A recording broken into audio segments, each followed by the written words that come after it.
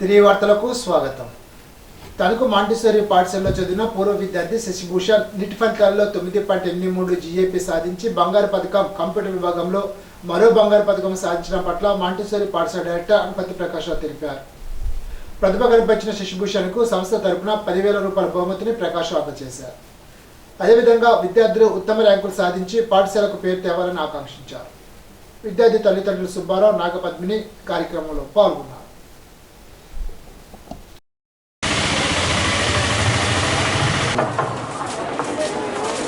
Completing his 10th class in Montessori National Institute of Technology, Andhra Pradesh. Applause for all of us to session his department. Class వరకు మన Tanuku Montessori స్కూల్లో చదువుకున్న పూర్వ విద్యార్థి Sasibhushan NIT Andhra Pradesh national institute of technology తాడేపల్లిగూడెంలో ఉన్న కాలేజ్లో computer science విభాగంలో ఇంజనీరింగ్ కంప్లీట్ చేశాడు.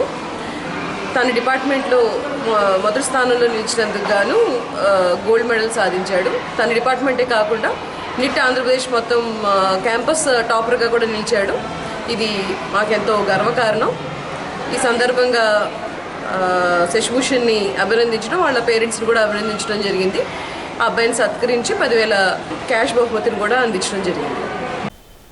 తణుకు మాంటిసోరీ పాఠశాలలో రాఖీ పూర్ణిమ సందర్భంగా రక్షాబంధన్ దినోత్సవాన్ని ఘనంగా నిర్వహించారు. అన్నా చెల్లెల అనుబంధాన్ని తెలియజేస్తూ సమాజానికి ఆదర్శప్రాయాలుగా తయారు కావాలని కోరారు. పాఠశాల డైరెక్టర్ అనుపతి ప్రకాష్, ఉపాధ్యాయులు, విద్యార్థులు ఈ కార్యక్రమంలో పాల్గొన్నారు.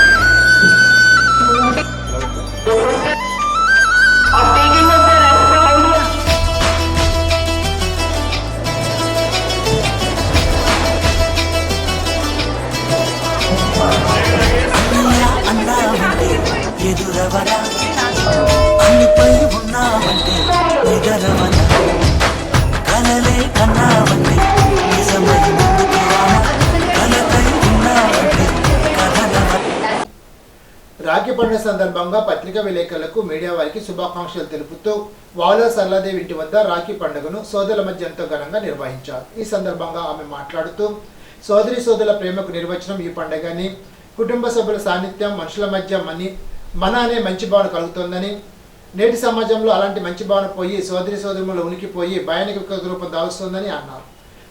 ఈ పండుగ ఈనాటిది కాదని, ద్వాపరయుగంలో కృష్ణుడికి ద్రౌపది, సుభద్ర కట్టారని, రాఖీ కట్టడం వల్ల చరిత్రలో యుద్ధాలాగి శాంతి నెలకొన్న సంఘటనలు ఉన్నాయని తెలిపారు. విచ్చేసిన సోదరులకు రాఖీ కట్టి వారి వద్ద ఆశీస్సులు అందుకున్నారు. కార్యక్రమంలో ఆర్కెస్ట్రా రాజు పాటలు తలరించారు. కార్యక్రమంలో రచిత రసరాజు, సితారై, తాడిపూడి మార్తిరావు తదితరులు మాట్లాడారు. కార్యక్రమంలో బ్రహ్మకుమారిలు, Lions member Seekati Srinivas, Balaji, Koteswararao, Chitrapudi Sanyasarao, Maruti college principal CH Nagaraju, Thota Yesu, కాళి సత్యబాబు తదితరులు పాల్గొన్నారు. పండుగలు మనకు వస్తూ వెళ్తూ ఉంటాయి. రాఖీ పండుగ అనేది ప్రతి మహిళకి మరి ఎంతో ఒక విశిష్టతతో కూడిన ఆనందకరమైన పండుగని రాఖీ పండుగ గురించి తెలియజేస్తాను. పండుగలన్నీ ఒక ఎత్తు అయితే రాఖీ పర్వదినం అంటే శ్రావణ మాసంలో వచ్చే శ్రావణ పౌర్ణమి రోజున మరి ఈరోజు రక్షాబంధన్గా సోదరులందరికీ కూడా ఒక రక్షణగా మరి సోదరి కట్టే ఈ రక్షాబంధన్ని మరి రాఖీ పండుగ అనేక రకాలుగా పిలువబడుతుంది. మరి ఈ రాఖీ పండుగ సోదరుల బంధాన్ని ఎంతో అందమైన పవిత్రమైన ఈ బంధాన్ని మరింత అనురాగంతో, ప్రేమానురాగాలతో నిలిచేలా చేసేది ఈ రక్షాబంధన్. ఈ రక్షాబంధన్ కట్టడం వల్ల మరి సోదరులందరికీ నాకు రక్షగా ఉండమని నేను వారికి కట్టడం, వారి ఆశీస్సులు నాకు అందివ్వడం, ఈ విధంగా ఈ పండుగ, ఈ పర్వదినం ఎంతో సంతోషం. ఈ పండుగ గురించి మనం లోతుగా ఆలోచించినట్లయితే కనుక అన్న చెల్లెళ్ళు, సోదరులు ఎప్పుడైతే ప్రేమానురాగాలతో ఉంటారో ఆ కుటుంబం అంతా కూడా సర్వ సౌభాగ్యాలతోటి ఎంతో ఆనందానికి, ప్రశాంతతకి నిలయంగా ఉంటుంది. మరి అందుకే పూర్వం పెద్దలు ఆ విధంగా పెట్టారని తెలియజేసుకుంటూ, ప్రపంచ ఫోటోగ్రఫీ దినోత్సవం సందర్భంగా తణుకు ఎన్టీఆర్ పార్కులో గల లూయిస్ జాక్విన్ మాండే ఠాగూరే విగ్రహానికి తణుకు సాహితీ సామ్రాజ్యం ఆధ్వర్యంలో పూలమాల వేసి నివాళులర్పించారు. సాంస్కృతిక వేదిక అధ్యక్షులు తాడినాడ భాస్కరరావు ఆధ్వర్యంలో బాబా కలర్ ల్యాబ్ అధినేత అయినపూడి శ్రీదేవిని, 45 సంవత్సరాలుగా ఫోటోగ్రఫీలో పనిచేస్తున్న కోస్టం రాజయ్య నాయుడును, ఉర్దలపాలెం రాంబాబును సత్కరించారు. ప్రస్తుత కాలమాన పరిస్థితుల్లో ఫోటోగ్రఫీ రంగం కుంటుపడ్డాయని ఫోటోగ్రాఫర్లు వాపోయారు. కొందరు ఈ వృత్తిని వదిలే వేరే వృత్తుల్లోకి వెళ్ళిపోయారని అన్నారు. ప్రభుత్వం స్పందించి ఫోటోగ్రాఫర్లకు సబ్సిడీపై రుణాలు అందజేయాలని కోరారు. తణుకు జాస్తి సీతా మహాలక్ష్మి బాలికోన్నత పాఠశాలలో 174 మంది విద్యార్థులకు సూర్య ఫౌండేషన్ నిర్వాహకులు ప్రముఖ వైద్యులు కర్రి శ్రీనివాసరెడ్డి, కర్రి సూర్యప్రభల ఆర్థిక సహకారంతో తణుకు డిపో వారు ఉచిత బస్ పాస్లు పంపిణీ చేశారు. కార్యక్రమంలో డాక్టర్ కుమారులు కర్రి యశ్వంత్ రెడ్డి, కర్రి కార్తిక్ రెడ్డి, ప్రధానోపాధ్యాయుని తోట వరలక్ష్మి, ఉపాధ్యాయుని ఉప్పిరిశెట్టి హేమమాలిని, డిపో సిబ్బంది మునగాల వెంకటరత్నం, కిమిలి శ్రీనివాస్ పాల్గొన్నారు. బస్ పాస్ను ఏర్పాటు చేసిన డిపో మేనేజర్ సప్ప గిరిధర్ కుమార్ కు, దాతలకు పాఠశాల సిబ్బంది అభినందనలు తెలిపారు. ప్రభుత్వ కార్యాలన్నీ ఒకే చోట ఉండడం వల్ల ప్రజలకు మేలు జరుగుతుందనే లక్ష్యంతో ఆ కార్యక్రమాన్ని చేపడుతున్నామని ఎమ్మెల్యే కనుమూరు రఘురామకృష్ణంరాజు తెలిపారు. ఉండి వ్యవసాయ మార్కెట్ కమిటీ కార్యాలయ ప్రాంగణంలో సోమవారం మధ్యాహ్నం ఆయన మీడియాతో మాట్లాడారు. అంతకుముందు వ్యవసాయ రైతు భరోసా కేంద్రాలను ఏఎంసీ పాత కార్యాలయానికి మార్చేందుకు చర్యలు తీసుకుంటున్నామని తెలిపారు.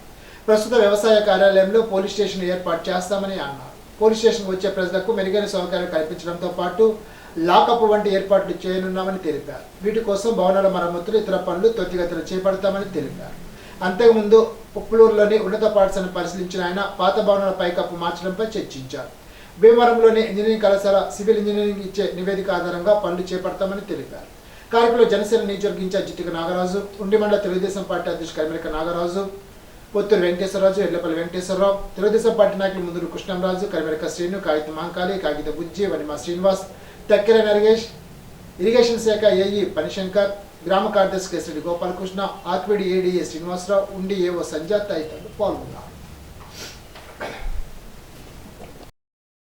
కలెక్టర్ ఆఫీసు, ఎస్పీ ఆఫీసులు ఇవన్నీ ఒకే దగ్గర ఉండాలి అనే ఆలోచనలో ఏ ప్రభుత్వం అయినా కడుతుందో అలాగే పోలీస్ స్టేషన్ కూడా అక్కడే ఉండేలాగా ఆ భవనంలోకి ఆ పోలీస్ స్టేషన్ని మార్చి అదే సైజు భవనం ఇక్కడ అందుబాటులో ఉంది కాబట్టి దానికి చిన్న చిన్న రిపేర్లు లాంటివి, ఎందుకంటే ఎన్నో సంవత్సరాలుగా ఇది ఉపయోగంలో లేదు ఈ భవనం.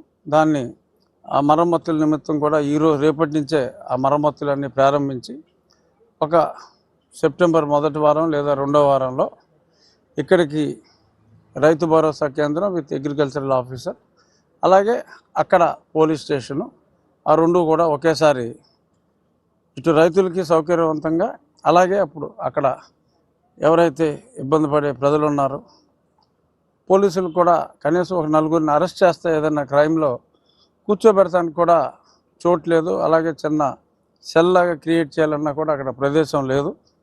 ఈ అన్నిటికీ రెండు సమస్యలకి చక్కటి పరిష్కారం ఆ నాయకులు సూచించడం జరిగింది. అందుకని ఇక్కడికి వచ్చి ఇప్పుడు మా పార్టీ నాయకులు, జనసేన నాయకులు అందరితో కలిసి ఇక్కడ ఇది చూడటం, ఇమీడియట్గా అందరూ కూడా వాళ్ళ కన్సెంట్ ఇలా చేస్తే బాగుంటుందని చెప్పి వాళ్ళ కన్సెంట్ ఇవ్వడం కూడా జరిగింది. రేపటి నుంచే అన్ని పనులు ప్రారంభించి త్వరలో రెండు ఆఫీసులకి కూడా ఒక మంచి అందరికీ కన్వీనియంట్ ఉండేలాగా చేయటం జరుగుతుంది. స్కూల్ని చూడటం జరిగింది. అక్కడ ఒక పాత భవనం ఉంది, ఆ పెంకుటిల్లు. మరి అది SRKR engineering college civil department వాళ్ళని ఆ బిల్డింగ్ కూలదోయటానికి కన్సెంట్ కూడా వచ్చింది. కానీ ఒకవేళ సీలింగ్ అయితే మొత్తం తీసేయాలి, ఆ పైన ఉన్న పెంకులు.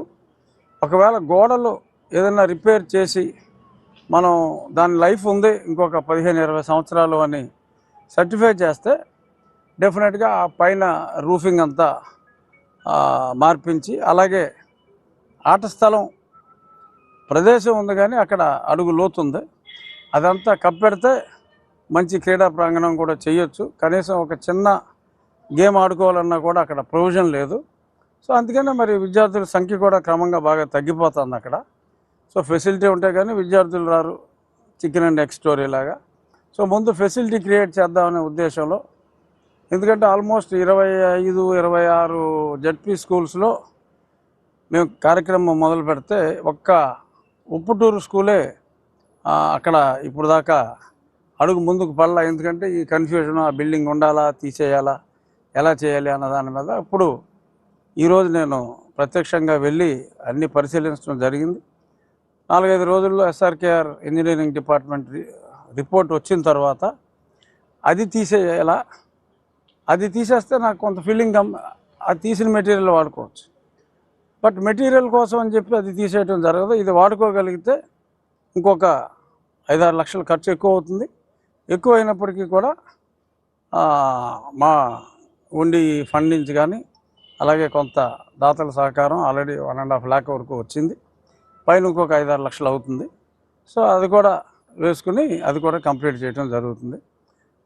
ఆ కాలేజ్ రిపోర్ట్ వచ్చిన తర్వాత మిగిలి ఉన్న ఒక్కగానొక్క ఉప్పుటూరు స్కూలు మిగిలి అన్నీ మీరు ఎక్కడికైనా వెళ్ళి చూసుకోవచ్చు, అద్భుతంగా జరుగుతున్నాయి. ఉండి హై స్కూల్ పనులన్నీ కూడా September 5 పెట్టాం. ఆ స్కూల్కి కూడా మిగిలిన ఉన్న ఒక్క స్కూల్కి కూడా ఒక 1 weekలో పరిష్కారం చూపెడతాం. స్వతంత్ర సమరయోధులు, విద్యాదాత, నిస్వార్థ ప్రజాసేవకులు అద్దెపల్లి సత్యనారాయణమూర్తి దాతృత్వ సేవలు పాలకొల్లు చేతిలో స్ఫూర్తిదాయకమని రాష్ట్ర జనవనరుల శాఖ మంత్రి నిమ్మల రామానాయుడు అన్నారు.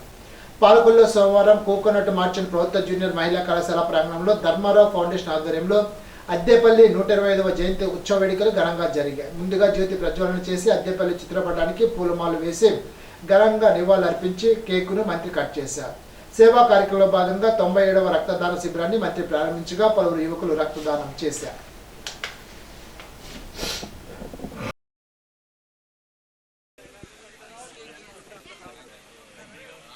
అద్దేపల్లి సత్యనారాయణ గారి యొక్క స్వతంత్ర సమరయోధుడిగా కానీ, ఆయన ఈ యొక్క పాలకొల్లు ప్రథమ మున్సిపల్ చైర్మన్గా కానీ, ఈ యొక్క పాలకొల్లు నియోజకవర్గ ప్రప్రథమ శాసనసభ్యుడిగా కానీ, మరి ఇట్లా ఆయన చేసినటువంటి సేవలు ఏవైతే ఉన్నాయో, ఆయన చేసినటువంటి దాతృత్వం ఏదైతే ఉందో భవిష్యత్తు తరాల వారికి, భావి తరాల వారికి కూడా తెలియజేయాలనే ఉద్దేశంతో అద్దేపల్లి సత్యనారాయణమూర్తి గారి యొక్క 125వ జయంతోత్సవాలు నిర్వహించుకునేటువంటి అవకాశం నాకు రావడం నా పూర్వజన్మ సుకృతం అని చెప్పి నేను భావిస్తూ 10 సంవత్సరాలు నేను నర్సాపురం వైన్ కాలేజీలో లెక్చరర్గా పనిచేసే వ్యక్తిగా మీ కాలేజీకి సంబంధించినటువంటి ఏవైతే క్లాస్ రూమ్స్ కానీ ఇతరత్ర ఏదైతే సమస్యలు ఉన్నాయో వాటిని పరిష్కరించి ఈ యొక్క కోకోనట్ ఉమెన్స్ కాలేజీని ఒక ఆదర్శవంతమైనటువంటి కాలేజీగా తీర్చిదిద్దేటువంటి బాధ్యత మీ కాలేజీ యాజమాన్యంతో పాటు నేను కూడా తీసుకుంటానే విషయాన్ని కూడా ఈ సందర్భంగా మీ ద్వారా కూడా తెలియజేసుకుంటూ, ఆంధ్రప్రదేశ్ రాష్ట్రంలో ఇప్పటి వరకు కేవలం ఏదైతే 10th క్లాస్ వరకు మాత్రమే స్టడీ మెటీరియల్ ప్రభుత్వం ఇస్తూ ఉంటే, మొట్టమొదటిసారిగా ఏర్పడినటువంటి తెలుగుదేశం, జనసేన, బీజేపీ, ఎన్డీఏ ప్రభుత్వం ఈ యొక్క గౌరవ విద్యాశాఖ మంత్రి నారా లోకేష్ బాబు గారి యొక్క ఆలోచనలకు అనుగుణంగా ఇంటర్మీడియట్ విద్యార్థులకు కూడా మరి 100,000 రూపాయలు ఖరీదు చేసేటువంటి notebooks, text books, study material మీరు డబ్బులు పెట్టి కొనుగోలు చేయనవసరం లేకుండా ప్రతి ఒక్కరికి కూడా ఉచితంగా మీకు అందించేటువంటి కార్యక్రమం కూడా ఈరోజు జరుగుతుందనే విషయాన్ని సందర్భంగా తెలియజేసుకుంటూ ఉన్నా. గత ప్రభుత్వంలో ఒక్క పిల్లవాడికి మాత్రమే ఇచ్చి, అది కూడా 15,000, 14,000, 13,000 తర్వాత 7,000 సైతం మరి ఇచ్చి ఎగ్గొట్టినటువంటి పరిస్థితి. 5 సంవత్సరాల్లో 1 సంవత్సరం పూర్తిగా ఎగ్గొట్టినటువంటి పరిస్థితి. అంచేత గత ప్రభుత్వంలో మాదిరిగా మోసం, దగా లేకుండా, కోతలు లేకుండా, ఎగ్గొట్టడం లేకుండా ఏదైతే మా ప్రభుత్వం మీకు హామీ ఇచ్చిందో తల్లికి వందనం, ఎంతమంది పిల్లలుంటే అందరికీ ఒక్కొక్కరికి 15,000 రూపాయల చొప్పున ఆంధ్రప్రదేశ్ రాష్ట్రంలో ఇచ్చేటువంటి బాధ్యత తెలుగుదేశం, జనసేన, బీజేపీ, ఎన్డీఏ ప్రభుత్వం తీసుకుంటుంది. పాలకొల్లు మండలం శివదేవుని చిక్కాల్లో శ్రీ రాఘవేంద్ర చారిటబుల్ ట్రస్ట్ ఆధ్వర్యంలో కుట్టు శిక్షణ పొందిన 60 మంది మహిళలకు ఉచితంగా కుట్టు మిషన్లు, సర్టిఫికెట్లు, కంప్యూటర్ శిక్షణ పొందిన మహిళలకు సర్టిఫికెట్లను మంత్రి చేతుల మీదుగా అందజేశారు. ఈ సందర్భంగా మంత్రి రామానాయుడు మాట్లాడారు. వీళ్ళందరూ తెలిసిన మన సోదరి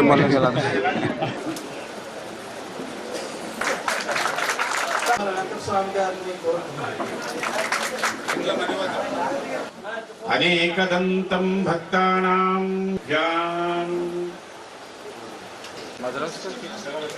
Dasireddy Satyakrishna okay sir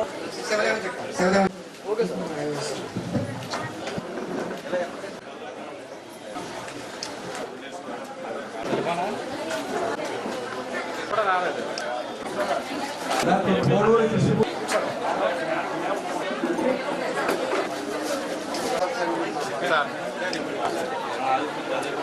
Raghavendra charitable trust కన్న తల్లికి కన్న ఊరికి ఎంత చేసినా కూడా రుణం తీరదనంటారు.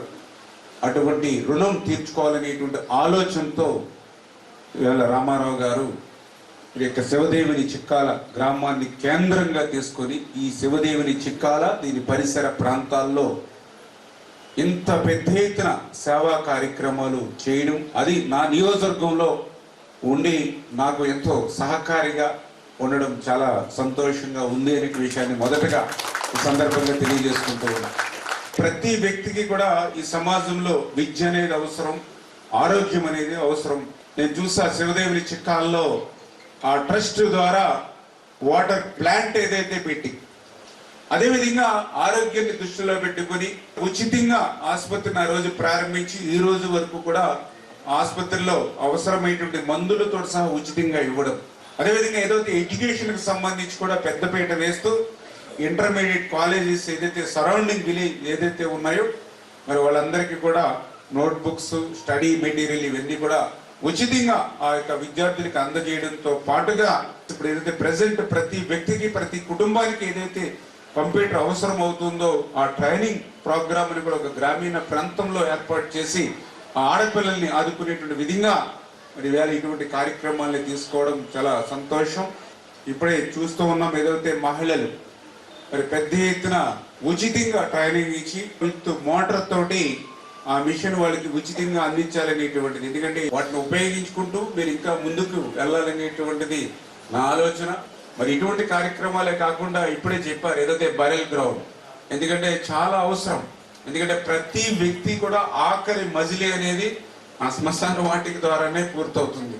అంచేత అటువంటి బరెల్ గ్రౌండ్ ఏదైతే ఉందో అది కూడా ఒక కైలాస వనంగా ఉండాలనేటువంటి ఆలోచన కూడా చాలా అభినందనీయం.